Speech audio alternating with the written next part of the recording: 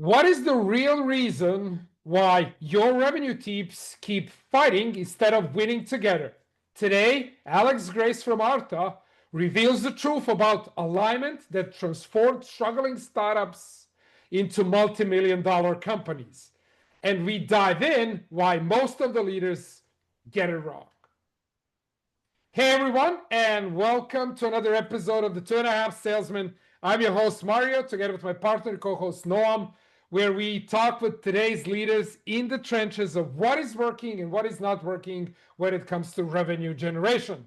Today's guest, Alex Grace from out of New York City from a startup called Arta. Alex, welcome to the show, man. Thanks. Welcome, Alex. It's good to be here. I'm assuming I'm the half salesman. No. No. That bit came 2 years ago when I ran it with a friend of mine, and I was really overweight. So he was 1, and I was 1.5. That's Well, then I'm glad to be the half in that case. I wish I would be half too. Yeah, right? Nice. Yeah. So, ladies and gentlemen, important topic today. We are talking about alignment in a company between revenue teams. But here's the plot twist.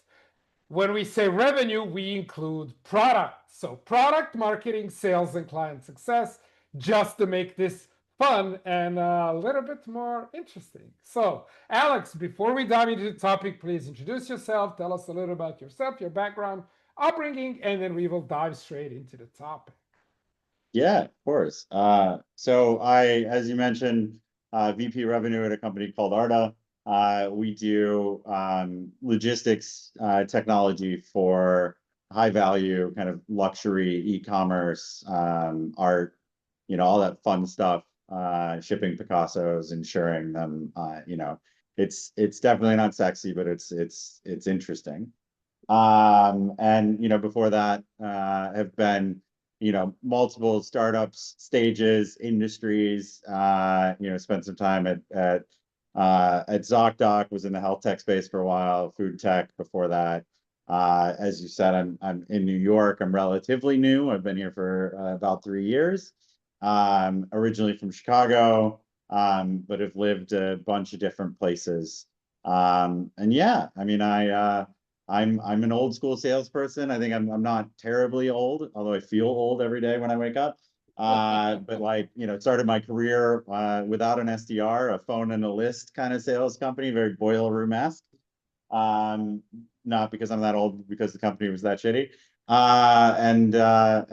So I'm a little old school in my approach. I kind of constantly, my team will laugh. But I'm always like, why don't you pick up the phone and call them? Don't email them, which is like controversial and scary. I remember faxing in contracts, and when the fax machine would whirl up, it was like, money's coming in. Oh, you're older than Noam. Yeah, I'm not that old. It's surprising me. I'm just not very good at picking a first job. I always tease Noam. He's that old. He sent pigeons with contracts to be signed. Oh my God. Yeah. You were able to see, I would, but they weren't quick enough. But Fax was a little quicker. But back in the old days, that was the fastest. That's and the fastest faxes system. can go through closed windows. Pigeons, though they may try, can't. Yeah, true. All right, so let's dive straight into the topic. And I want to talk about pigeons, to be fair. I think that let's talk about pigeons. Let's spend an hour and a half talking about using carrier pigeons for contracts. I think that this is the future. What's going to replace AI. This is the next AI. It's pigeon AI. Oh, pigeons with AI. That's just a scary thought there. But more importantly, where do you stand on the pigeons are drones topic? Because I think I would go for pigeans. I would go for pigeons. Yeah. Pigeons are drones. Drones delivering. Have you ever seen a baby pigeon? That's the internet meme is pigeons are government drones because you've never seen a baby pigeon. I love it. Anyways, I'll let you introduce the topic. I digress. Yeah. Oh yeah.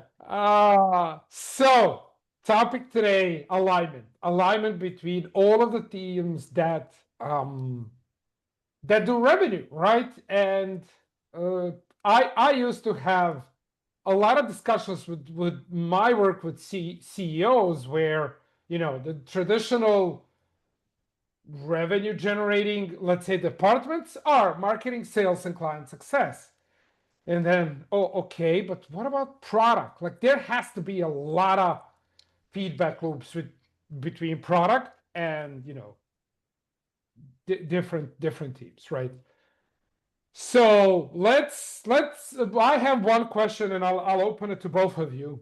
It's um what is one thing that you find, and Alex, this is from your experience, Noam, your work with big multinationals as a coach and consultant. What is that one thing you usually find that these teams just never can agree on? Like they always disagree on this one thing. So what would that one thing be? Wow. There's only one. Yeah, yeah, man. You're giving me a top. Okay, let's go top three, and then choose your favorite. Oh, we're playing Family Feud. I like this. I Number one am. answer is If I was only as sexy as Steve Harvey, that would be fantastic. But unfortunately, I'm not. I do have more hair than him. you do, yes, by a lot. I don't know. No, you want to go first?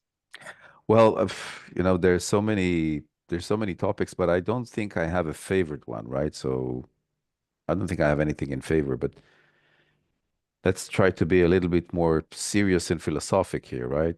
Um, I think every department has a different view of what is a customer. And I'll start with that, you know. And again, it's simply because, okay, me, I'm an old, you know, Alex, as you said, I'm an old sales guy, right? So back in the old days, we didn't have SDRs, BDRs. We were hammering the phone. There was no WhatsApp, and email was something that was so slow, right? That, you know, nobody actually used it. So for me, it's the way I see it. It's like, what is the customer to that specific, let's say, LOB, right? So for support, it's something else. For sales is something else. For, you know, if we're now speaking up on the new department style, then it's I think it's simply a different view. And then if it's valued differently, I think that that's the source of all evil. Again, that's the way I'm looking at it, you know, from my perspective. So the way I see it is, I think, and again, this is me. That's only me. I can only speak about, you know, myself and the way I see it. I think that the customer means different things to different departments. Simple as Yeah, that. no, I mean, I would actually agree. I think, um, and I think that at a more high level, misalignment internally. I've always, I step into calls and I consult with companies where they're like, well, my arch nemesis is marketing, or I always feel like product isn't working, on the things I want them to work on. And, alignment is like, alignment, it's a company culture problem.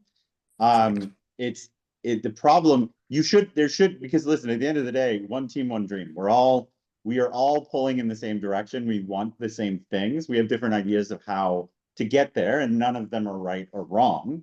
But I think the hardest thing to do is to solve for that. I think it's once, and especially when it gets bad, like when it gets, people are arguing over what is a sales qualified lead or a marketing qualified lead, or what deserves to be on the product roadmap, things for existing customers or new customers. Like, I think there are natural opportunities for friction. And I think that this is going to be unpopular and controversial. I think that sales leaders are usually the most guilty, because Oh, why we so?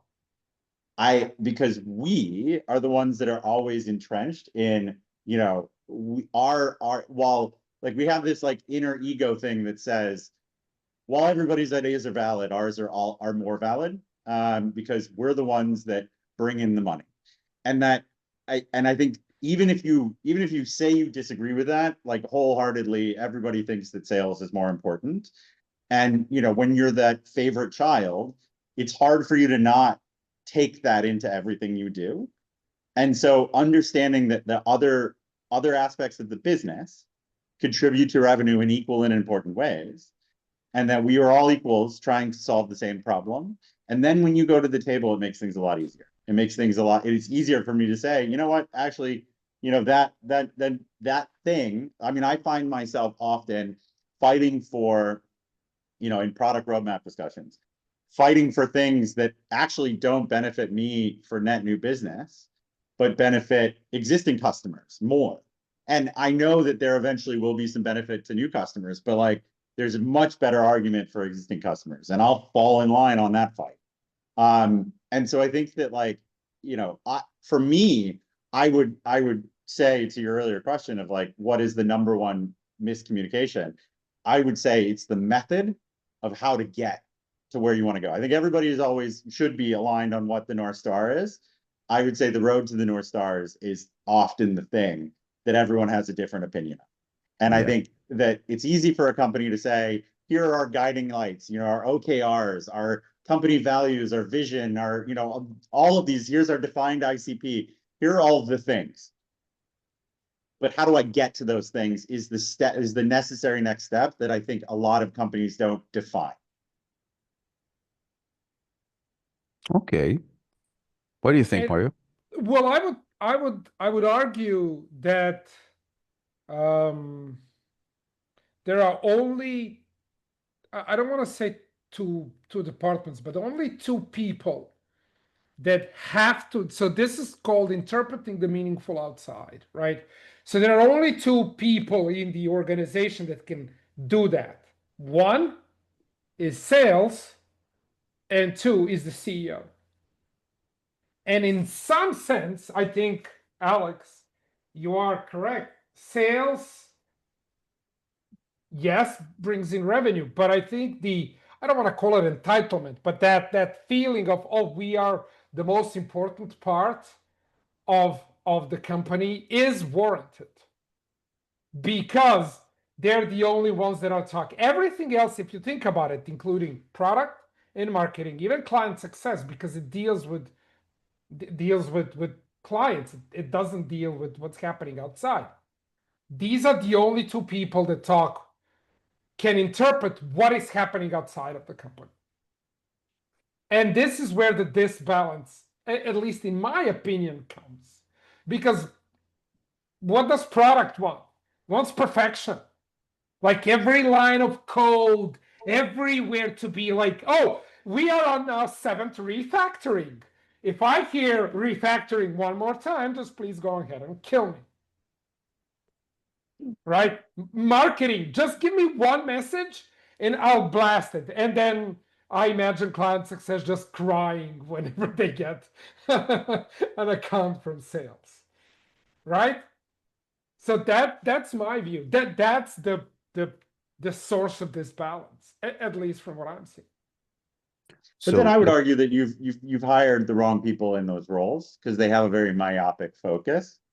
And so like what I was laughing because, like, I mean, we've all heard these things, but the analogy that I've always used is, you know, I hate sports analogies, especially, you know, as a white male executive, like I feel like they're overplaying into a stereotype, but you know, it's the baseball analogy.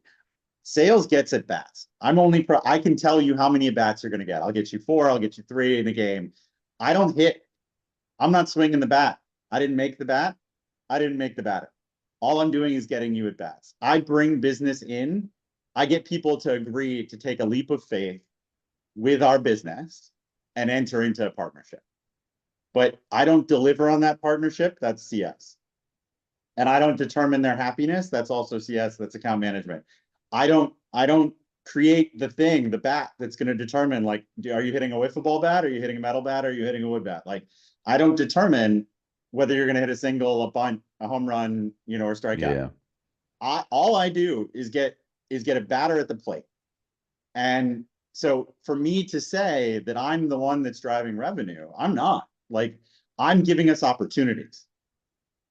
Oh, I like And this. I like my this whole observation. team is the one behind me that's making sure that we make the most of those opportunities. Because if CS didn't do their job, I'm just bringing customers in the door that are going to churn immediately.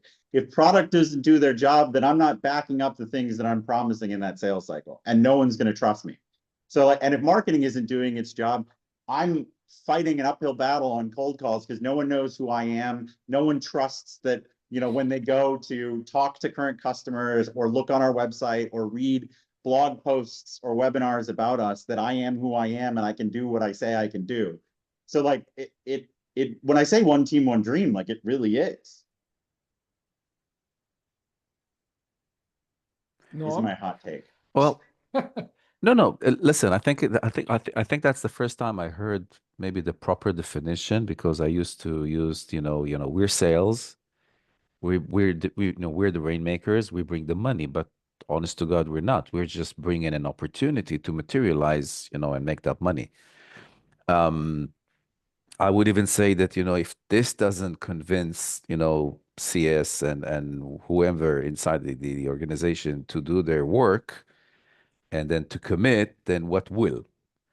Yeah. But one thing I remember that came, and I think I'm going back like, possibly 20 years.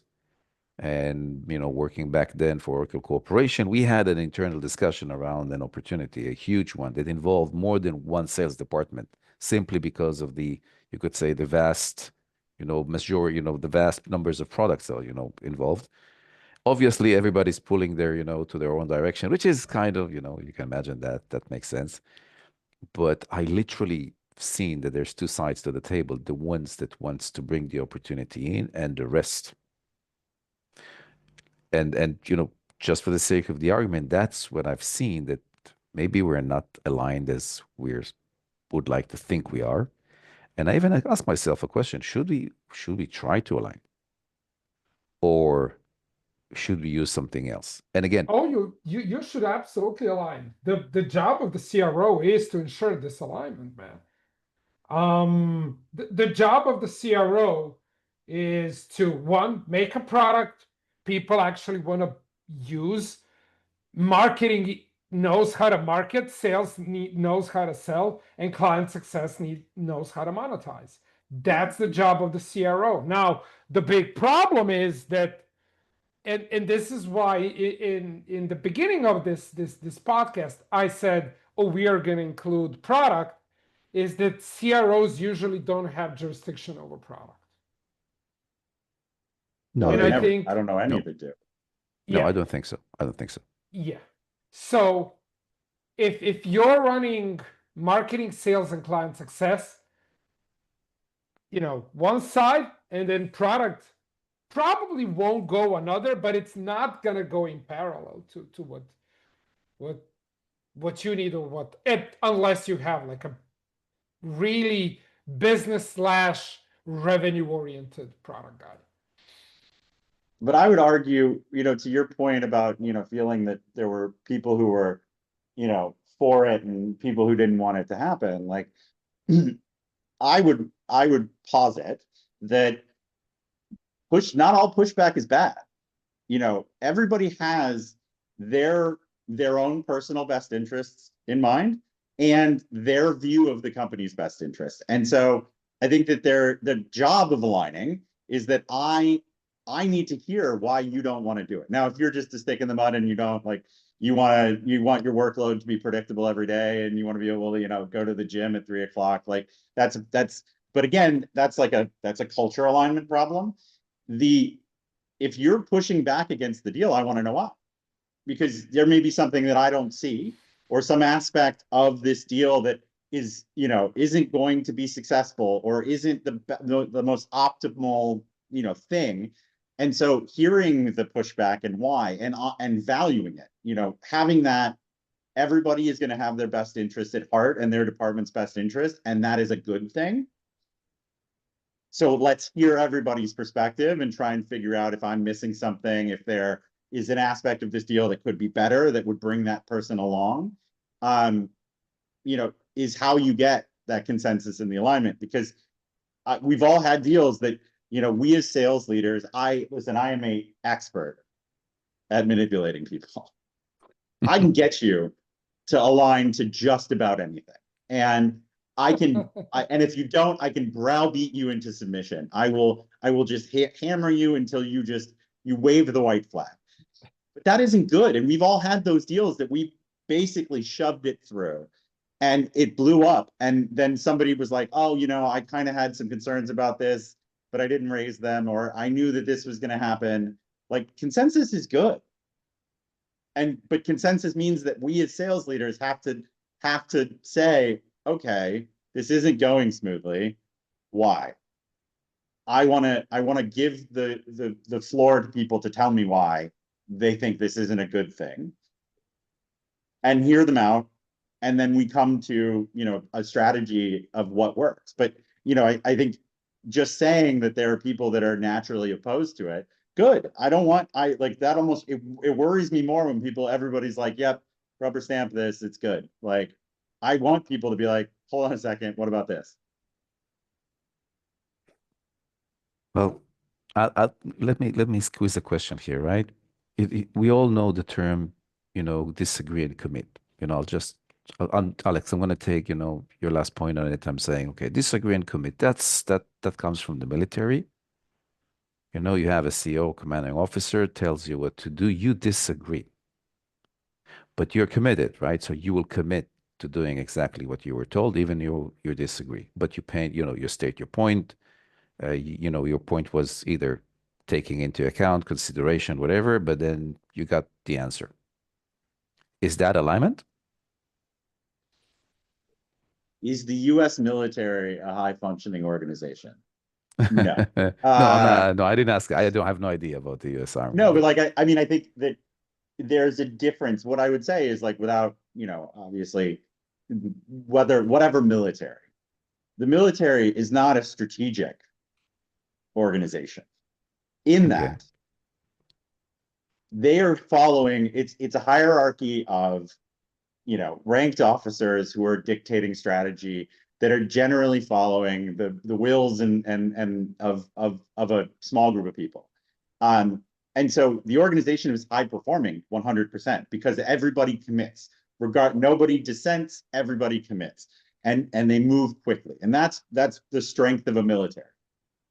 But is the US or any military going to cure cancer? No. They're not the ones to throw a bunch of different ideas and have think tanks and do all of that to come up with strategic and new ideas. They will absolutely outperform in a race another organization because of that blind commitment. And I think that the question is, what are you looking to do? Are you looking to get there fast, or are you looking to come up with something new? If the idea is, if it's a foot race, yeah, like disagree and commit works. But if the goal is to have a lifelong, if the goal is to capture new customers, yes, disagree and commit works. Just like, let's browbeat into submission. Let's go out and get as many new customers as we want. But if the goal is to iterate a product and, to make the product better and to get consensus and to try new things, that doesn't work. Because so you're saying inevitably that people aren't. In that case, disagree and commit it's not actually alignment. It's just it's not going. Well, here's the thing. You can sit in a meeting with a head of marketing, head of sales, head of client success, head of product as a CRO, right? Or as a CEO, whatever. And then you say that's the true north, and then everyone will laugh. But in the end, actual people in those departments needs to execute on that. You would hope before that happened that there was work to make sure there was alignment on that thing. But it also is, it's indicative of, we've all worked at those companies where, nobody questioned the CEO because they did it once and it didn't work out. And so, you just you say, sure, that's the direction. And then we all go back to our desks and we're like, he or she is stupid. That's not going to work. We don't believe in it. And then what ends up happening is like, I'm not I'm not particularly bought into that. You know, the analogy I'll use is this.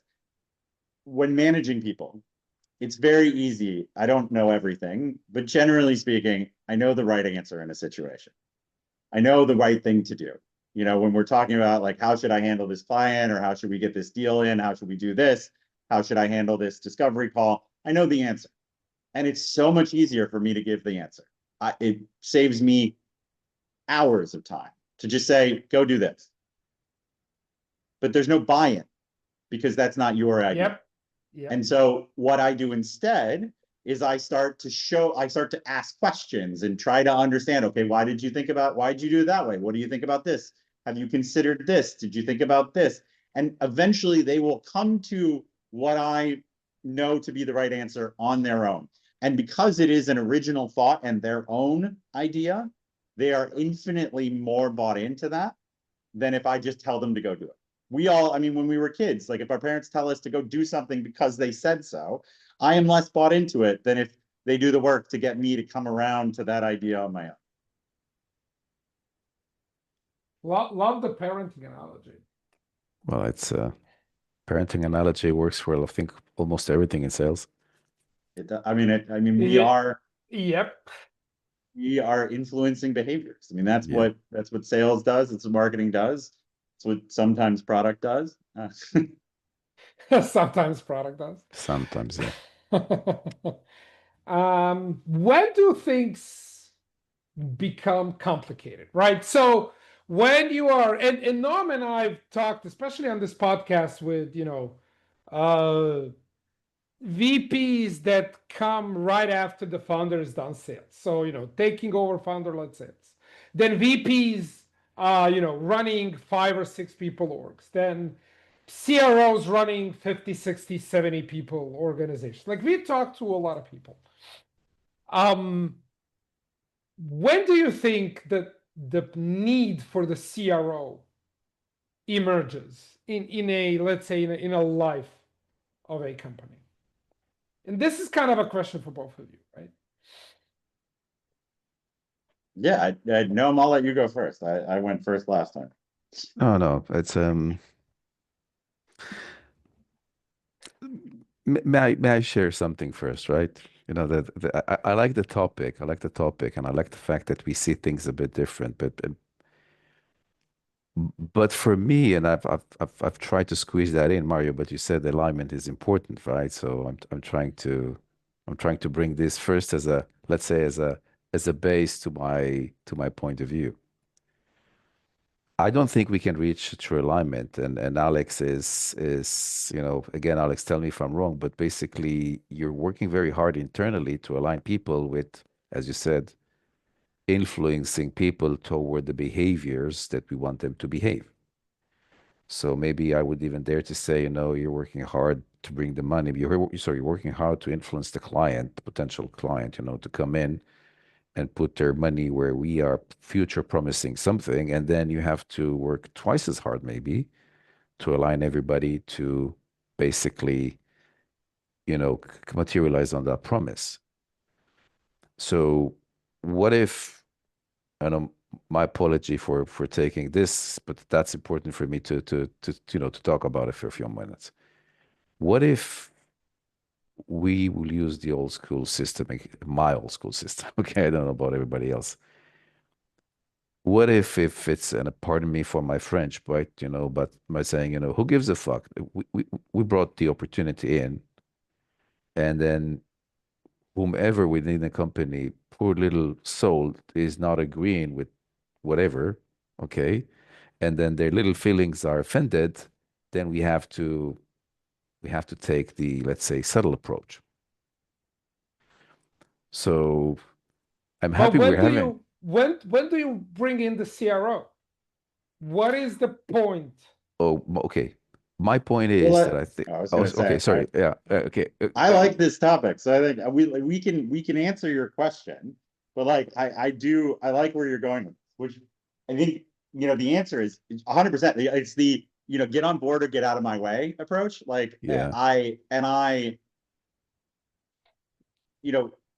part of the quote unquote manipulation, and I don't like manipulation because that's not really the right word, but like what it Yeah, is mind share. What I'm doing is sharing my perspective and how I think, so that you can meld that with how you think, but you know what I think. And so instead of having to ask my opinion, you'll always know, I'm sure Alex won't like this, or I'm sure Alex will like this, or I'm sure Alex will say this. And when you get to that point where everybody in a room can almost finish each other's sentences, that's how you get to alignment. Because yeah, then before they come to the table, they're already like, well, Alex is going to say this, so or Alex isn't going to like this piece, and so they're bringing to you a more polished product or a more polished decision for you to then you get, then what you're doing is really nitpicking around the edges to get to that perfect thing. But to your point, it's like I think that the easy path is for me to say, I brought in this piece of revenue, you guys figure it out. But inevitably it's more work because I then have to go back once it inevitably fails. And and then we're always going to be counter because I'm just force feeding shit into your mouth, and you have no point but to, like, no choice but to swallow it. Like that isn't alignment, and that never works. And so, like, I hear you. I that is in bigger companies that probably is inevitably the way. But I think that to kind of give up on alignment because it's hard is a recipe for a short tenured VP of sales. It's a recipe for, it's a recipe for a lot of problems. Yeah. And bad culture. It's high churn, high turnover. It's a recipe for all. I mean, we've all worked in those. Like what I'm striving for, I I think I've achieved. You'd have to ask our head of product and our we don't have a head of marketing. That's me right now. So that we have alignment with sales and marketing, but because it's me. But like you'd have to ask our head of product. You'd have to ask my team. But I think that I strive for it, and I think that they see that I'm striving for it. And so there's this, nobody comes to the table with their guns drawn. Everybody assumes that we're all working towards the same goal, and it makes it easier to get there. And I I think that, but I will absolutely, like, I will plant my flag on hills when I'm willing to die on them. And that almost makes that action more impactful because I don't, it's my trump card and I only use it sparingly. And so when I do use it sparingly, if I use it, people are like, okay, maybe this isn't the thing. I Maybe I I Alex is right. I remember our first conversation, and I remember this distinctly. You said, and I quote, and Noam, I would love your take on it specifically. Sales leadership is a mix of manipulation and therapy. And I love that. I freaking love that. It is. Well, I can't disagree. I can't disagree with that, right? It's I can't disagree with that. But here's the thing. I know that this conversation is the reason I love it is because it's a loaded gun, right? This topic is a loaded gun, and it also, you could say, correspond with the one of the topics we took, if you remember, Mario, when we discussed about what's the actual job of a CRO coming in, right, taking over. So in terms of expectations. So if we're trying to, let's say, not repeat the same topic, but discuss something, similar or close or that relates to that, I think that there's a lot of questions here, what approach should a CRO take, and then what, how would the CEO would complement that? Because from my point of view, I think the CRO is taking the heavy load, heaviest load that the CEO used to take, and now the CEO is available to scale up whatever, whatever the guy or lady is busy with. So you can even think about, the way I've seen the way I see it, a CRO is a more experienced salesperson, marketing person, customer facing person, you know, um, um, organizational person, procedures, how and at the same time, go fast, bring money in, person. So this person is like the external, internal consultant that not only consults, but, executes. Yeah. So I have no argue with the psychology, right? and manipulation part that needs to come into place. I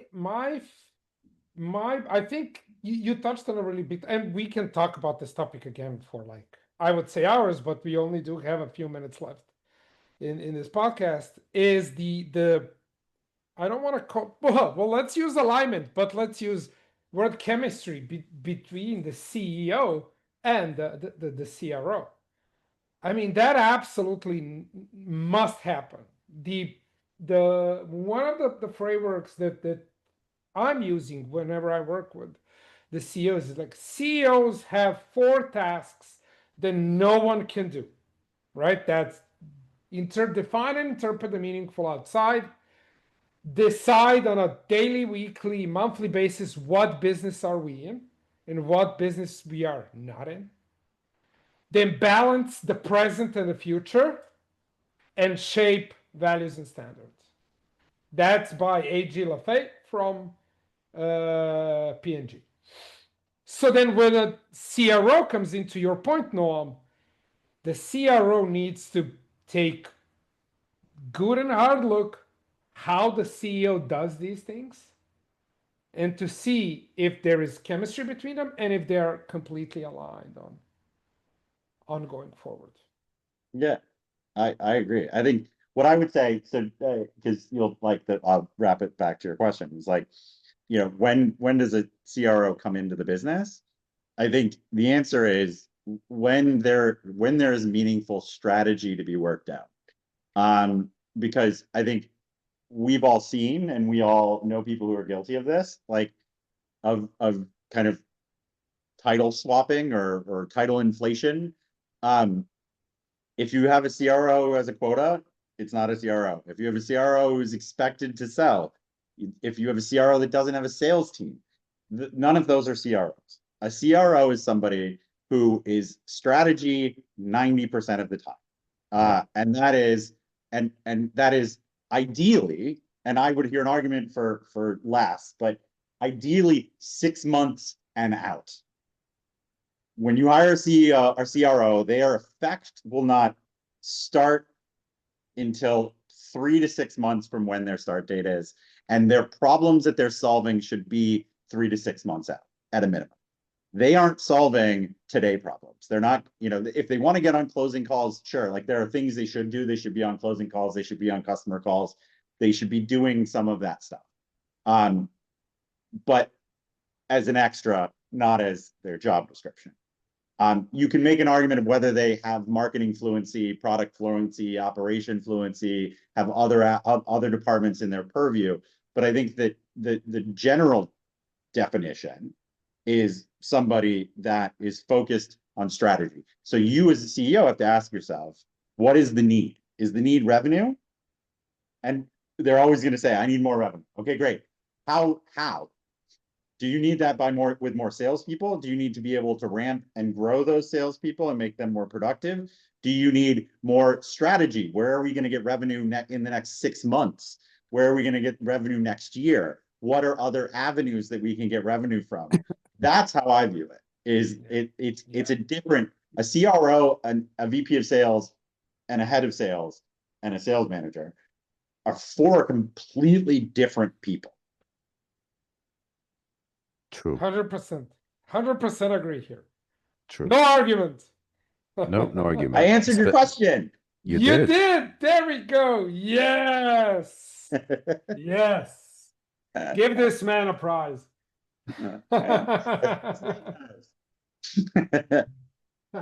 All right. Since we are getting close to the end, and again, this is as expected. This is a giant topic, and I think the 4 of us can go on some kind of a range. Is it shooting range for Noam or driving range for me? And I don't know what kind of range you use, Alex.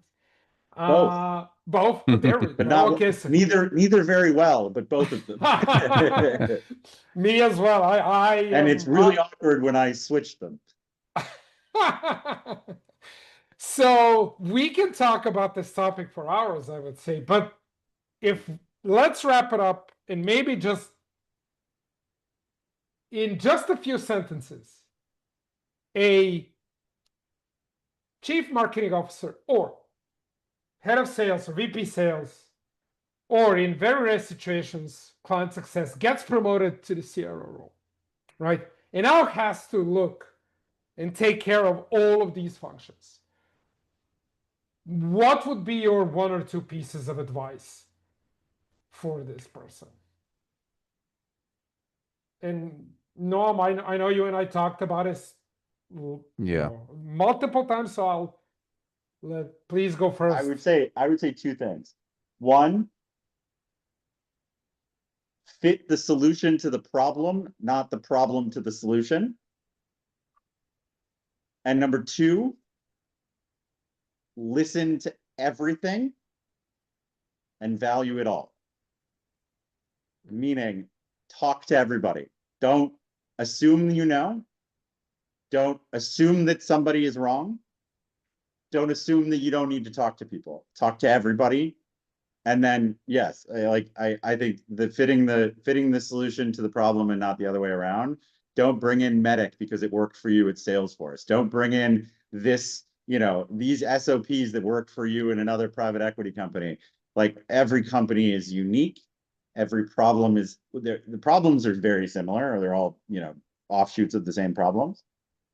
But they present in such different ways, and the mechanics of the business are so different that you really can't just copy paste. You have to bring in, you have to listen to the problems before you figure out the solutions.